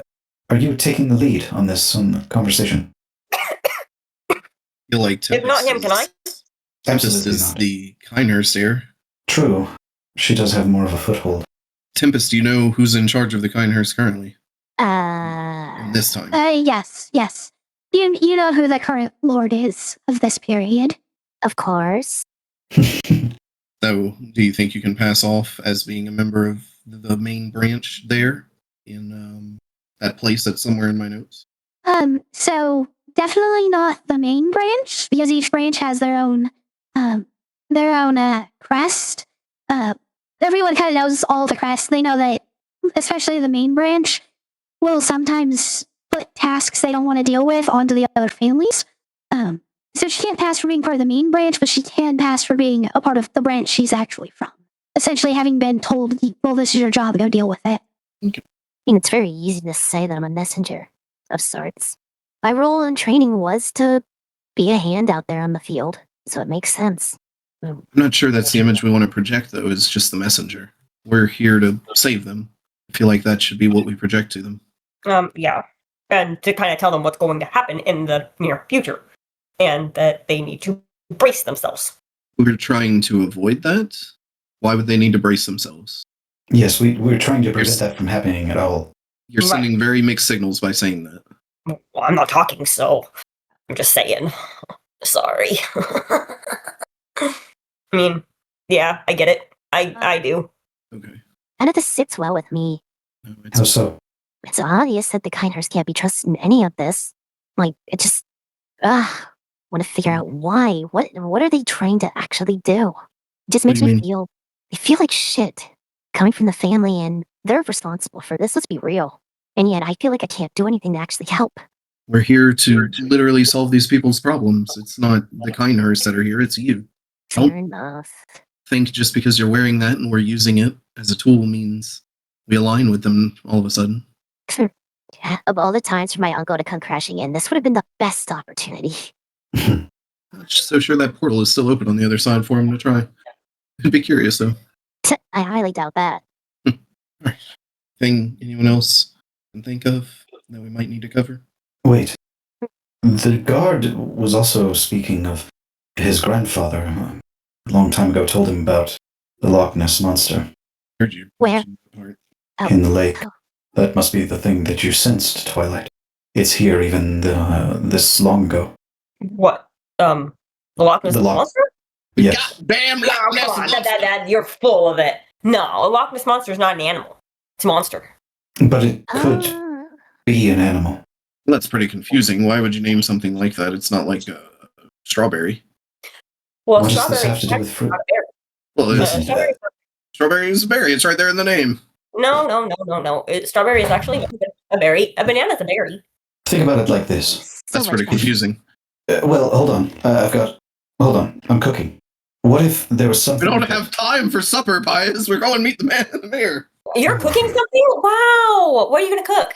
If you see something that is unique, and it seems to be one of a kind, and it is a towering sea like lake creature, some would see it as a monster. Maybe that's why they named it that way. Looked like a monster. Therefore, it is a So how monster. does this influence with berries? Let's go see the mayor. I'm just saying. How does this associate with berries? No, don't worry about the berry. Where are my files at? I'm just curious. We're talking about berries. You're off talking about a monster. It's No fine. one's. We'll figure it out at some point. A blueberry's Sure. a blueberry. Is this normal? Is it normal to shake? Oh my god. But it is true. A strawberry is not a berry. Banana is a berry. Moving on. All right. All right. Are you all ready to head to the mayor's manor? Yes. As you head up to the manor, the guards let you through again and into the house. They essentially give you the same, bit about, how the maid will escort you there and the such. And the same one who talked to you earlier helps or guides you over there, asks you to sit. Shows her way and starts to leave. Rath, you can hear her mumbling about how she hopes her kids are doing okay and aren't, at each other's throats. I kind of just nudge Pius. Oh, excuse me, miss. Yes? How can I help you? My name is Pius. What is your name? It's Evangeline. Evangeline. That very beautiful name. May I ask you something personal, in private? I really should get back to work, but if it's just, a quick question, I guess so. I'll give you 25 gold. You see her Blaine trying to wrap around and process 25 gold. Like, you see her go through, almost like going through the 5 stages of grief, where she's just not quite sure how to handle it. And in the end, she's like, I'm sorry, but I'm a maid, not a street girl. You can tell she's kind of implying that she thinks you're looking for adult content. Oh dear, no. Oh, God, no. My apologies. No. It is not about that, I assure you. I was just giving you gold for Timothy and Tomothy to give them good lives. You've met my boys? Are Yes. they okay? Now they're fine. Now can we speak in private, please? Yes, of course. And she kind of leads you a little bit of the way down the hallway and opens up a door that it's not a full-size room, but it's bigger than a typical storage closet. And kind of walks in, leaving the door open for you. Pius looks to the others and nods before he goes in. And then I give him a thumbs up. he speaks to all of you in your head. I'll catch up. Well, that's not a sight you see every day. He has a way with words, huh? I was just talking about, giant robot, small woman go into a broom closet together and close the door. Anyway. I can still hear you all. Get out. Haha. I'm touching your brain, Tempest. La, la, la, la. Yeah? Does it feel staticky, shocking, painful? It's like touching my tongue to a 9-volt battery. It's So, quite pleasing, actually. You have a tongue? Wait. so from what Evangeline's I've kind of heard. staring at you, wondering why you're just standing there. Yes. Sorry, my apologies. Let's go. Itchy's hiding a flesh tongue in that metal body of his. Just don't think There's about it. something he's Just don't not think telling us. about it. Just don't think about it. Evangeline. Sorry, it was just a noise What? coming out of my mouth. Oh, okay. First of all, I want to apologize for intruding upon your house, but there's things happening around here that maybe I should start at the beginning. I am a cleric, a healer, and I felt an energy coming from your home. You boys were very smart to not let me in at first, but there's no easy way to speak of this. I stopped one of your boys from hurting the other. She gasps and kind of puts her hands over her mouth. Now, I assure you, I meant no ill will entering your home, but your boys are safe, and I want to ask you why you've kept their father's death from them. They're just so young. I I just don't know how to explain it to them. They're only 7 years old, and passed away when they were 5 still. It's a really big topic, and just thinking about it, you can see that she's beginning to tear up as she's kind of put in a situation where she has to think about her dead husband. If there's like a couch or chairs in the room, Pius is going to touch her shoulder softly and kind of guide her to sit down with him. There are none. Okay. He's going to take her hands and guide her to sit down on the floor with him. Eventually, I know it's hard losing someone, and I know you're only trying to protect your boys, which is what a mother should do. However, what's going to happen when they find out the truth? They're going to resent you. They need to know. And if you would like, because somehow I have made friends with your boys, I can be there with you and help you tell them. But I promise you, not telling them is not the way to do this. They need to grieve. They need to know what happened to their father. It is for the best. She takes a long, deep breath, and after exhaling, she looks you in the face, essentially directly in the eyes. If you're there, I'll try. Gladly. I will gladly be there with you. So I'm off at sunset. When the sun starts to go down, I'll be heading home. Okay. Me and my companions have a meeting with the mayor, and after all that is said and done, if I have time, actually, when it is done, I will be there. I promise. Okay. She starts to stand up, and she's wiping the tears that had formed away.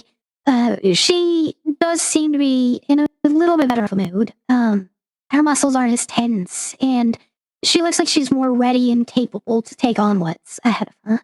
Pius looks at her and kind of loosely opens his arms as if to say, would you like a hug? She leans in and just kind of wraps both arms around you quickly. He pats her back as they're hugging, and it's not going to be easy, but life is never easy. And you're very brave for wanting to do this. Thank you for listening to me. I know that those boys are all you have left, so you're doing the right thing. I promise. So she pulls back a little, looks up towards your face, and says, "You're so silly. Thanking me?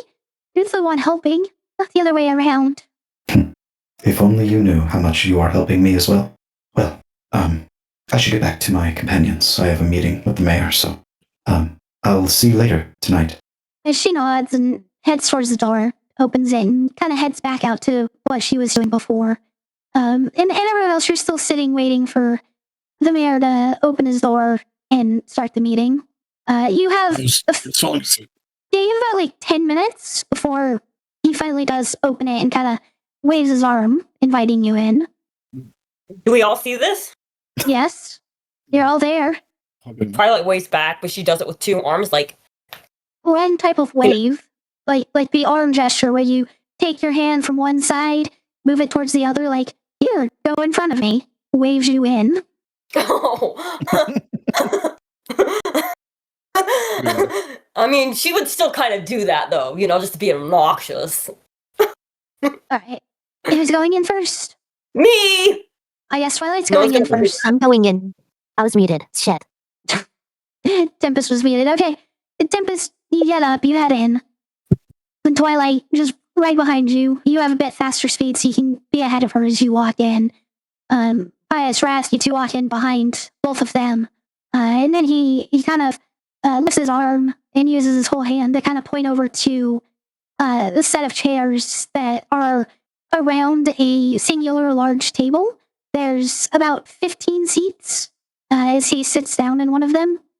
You all notice he's an elderly man. He appears to be oh, come on, Brain, don't be a jerk about this. He appears to be a Goliath, which is strange. Goliaths normally keep to their own communities and towns, not really mingling into full society the way a lot of other races do at this point in time, or even 100 years in the future, the present of the campaign. But you can see the age in his face, the wrinkles across it all, the kind of grayed a little bit of graying light in his eyes, and his eyebrows are this silvery white color. And as he sits down and speaks to you, You're here to help us, yes? That's right. Sent here by the kind hearts. But we need a little more detail on the situation, if you could. I guess they don't always tell you everything that you should know. So it started to get really bad a couple weeks ago when Mort came back from the lake. But that wasn't the first issue. I think the problem all started with this little purple crystal that the Lord gave me, actually. That it was just some inconvenient coincidence, because it was about that time everyone kind of started to act a little different around here. A lot of people become angrier or more closeted in their homes, and we've been keeping it pretty quiet and trying not to tell too many people, but word gets around, and every week there's been more suicides than the last. The first one was about a month and a half ago. There's just one. And the next week there were two. The next week there were three, and then 5. And this week we're already up to 42 suicides. Saying that when the crystal was given to you, it coincidentally started at the same time. Yes, the first suicide was just a couple of days after that.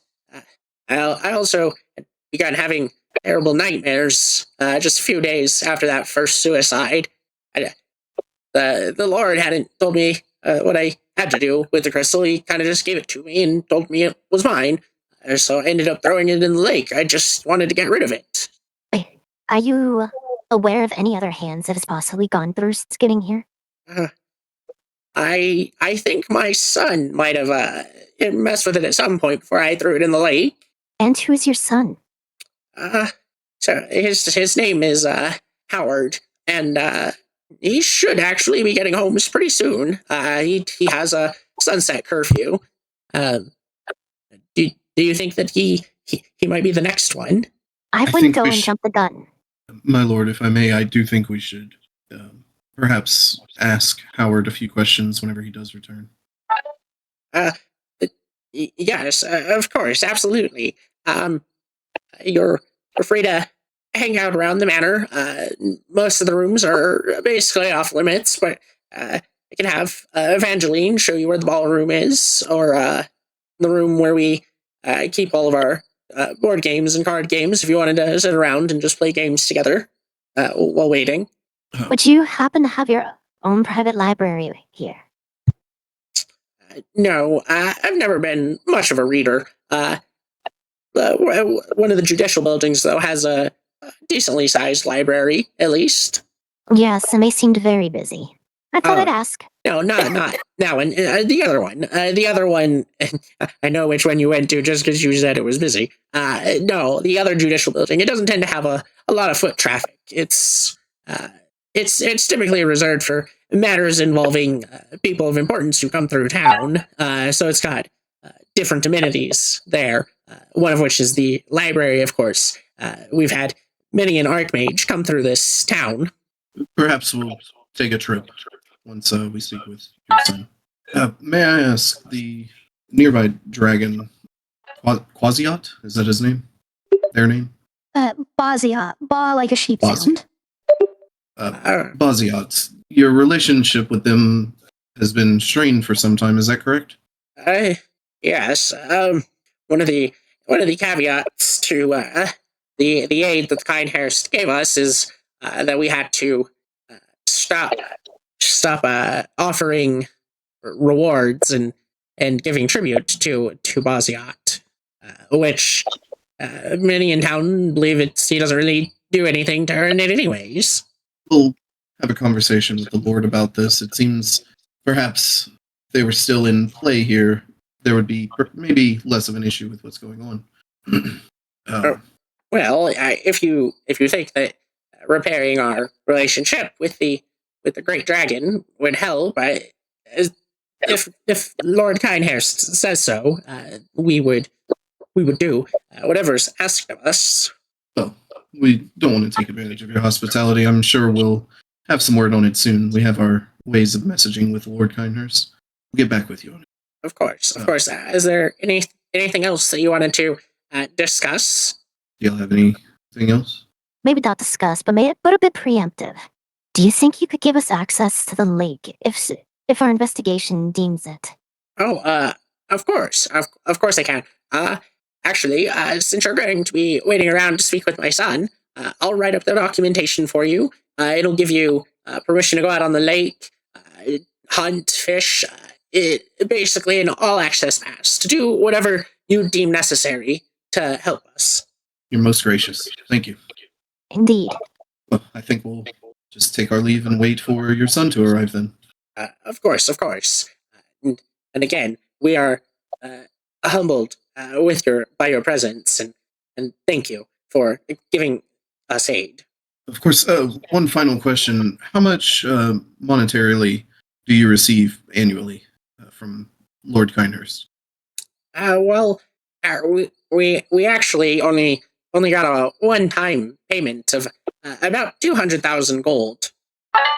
See, thank you. I'm sorry. I simply must fill out all the sections of my report for this. Of course.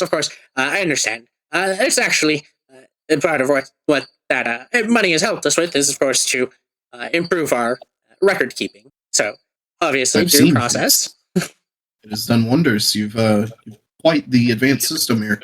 Many townships could learn from you. Well, I expect that someday this will be much closer to the norm.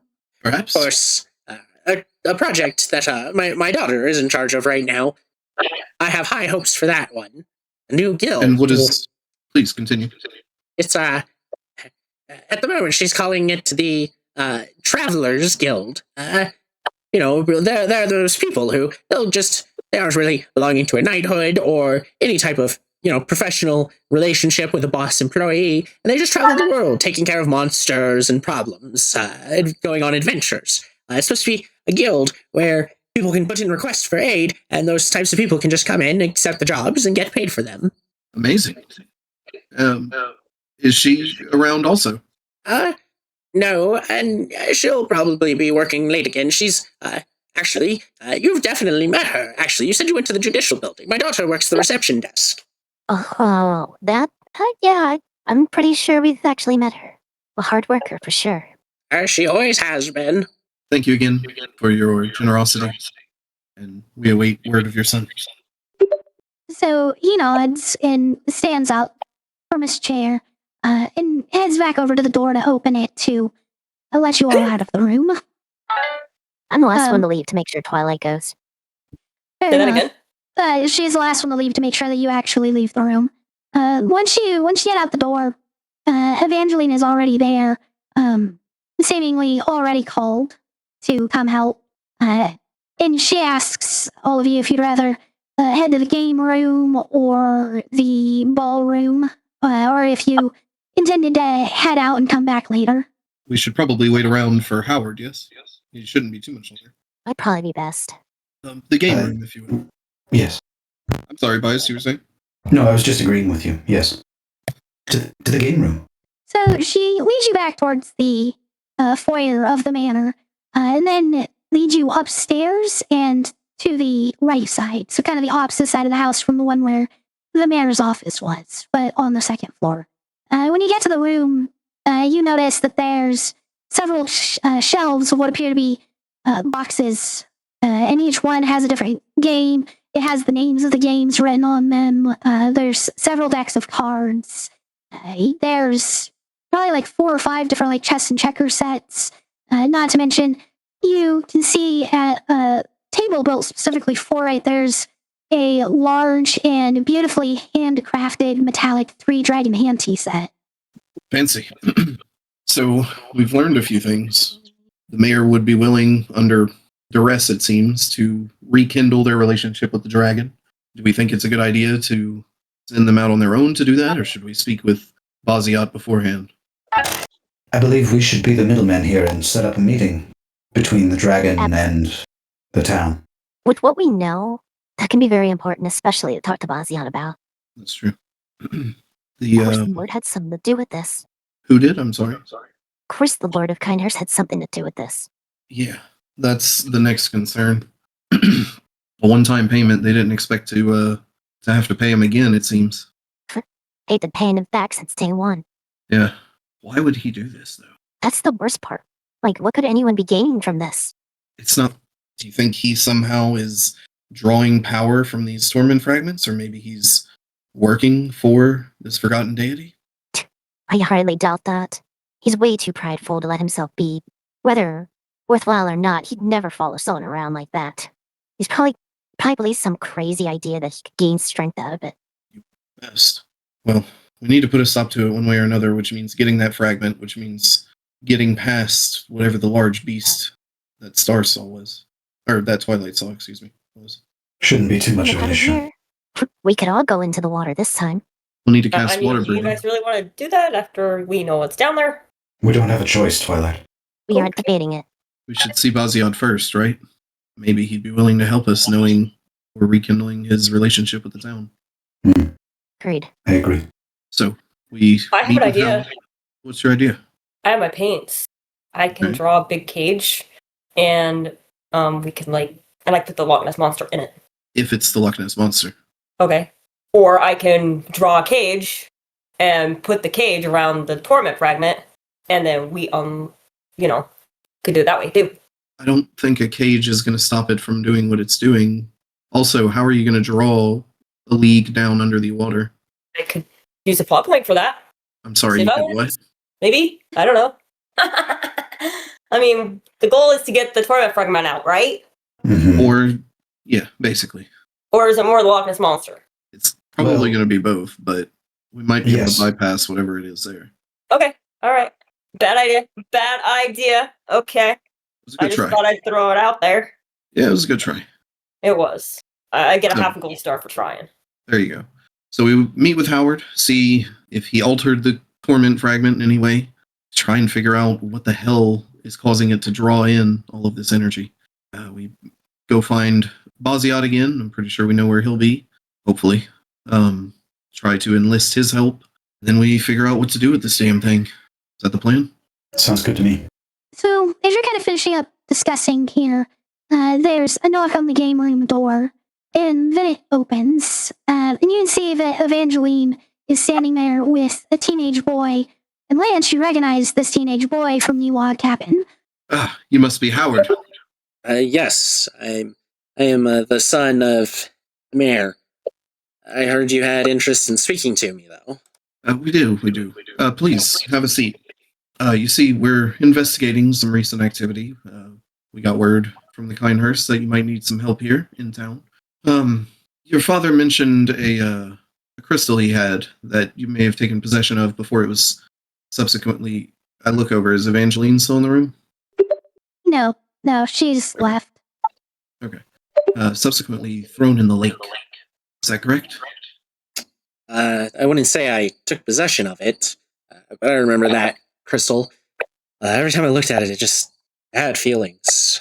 The one time I did consider actually, grabbing it and messing with it. It just wasn't good. Lots of negative thoughts and feelings about myself. Something just didn't feel right, so I chose to just leave it alone instead. That was quite smart of you, it seems. Did anything seem to happen? Or do you still feel these effects? No, I wouldn't say that I still feel the effects. At least not that I would attribute to the crystal. We all feel bad from time to time. That's part of being human. Of course. Has there been any major changes in your life since that event? No, I don't believe there really has been any major changes in my life. I'm still waiting for my father to decide on the woman that I will be married to.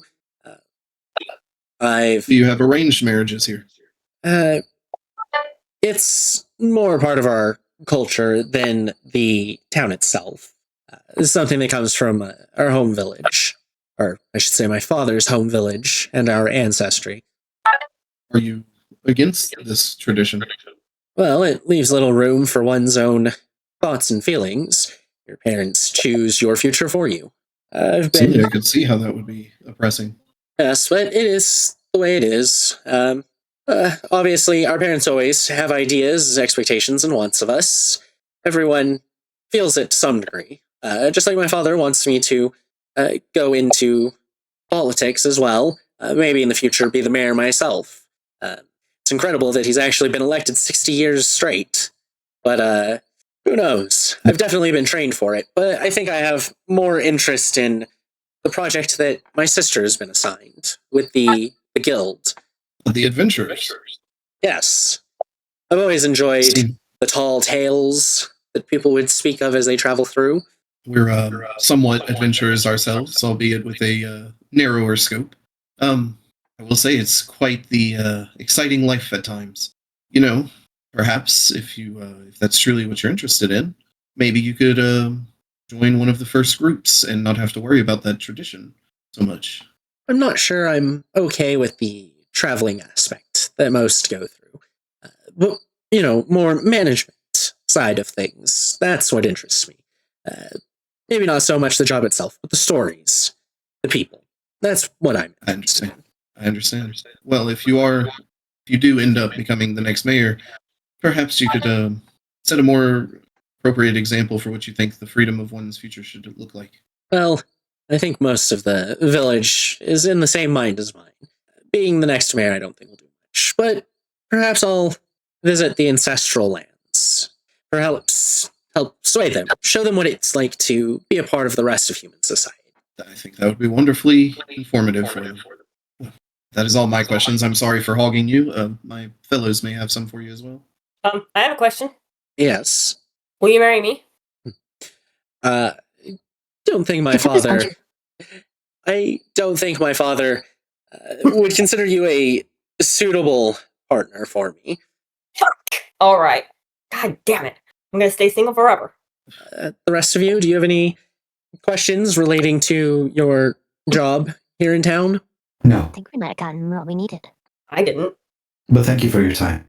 You're So Howard turns and heads out the door, and you're all left sitting there in the game room. That is where we will wrap up tonight. Because I need to get the sleeps to go to work tomorrow morning. Ew. So we are going to go read River the Bard tonight. Thank you all so much for being here. I wish I were more awake and we could have kept going. But we'll be back next Friday. And as always, I love you. Bye-bye, Kubo. We love you. Bye. Does anyone have a forgery kit? Well,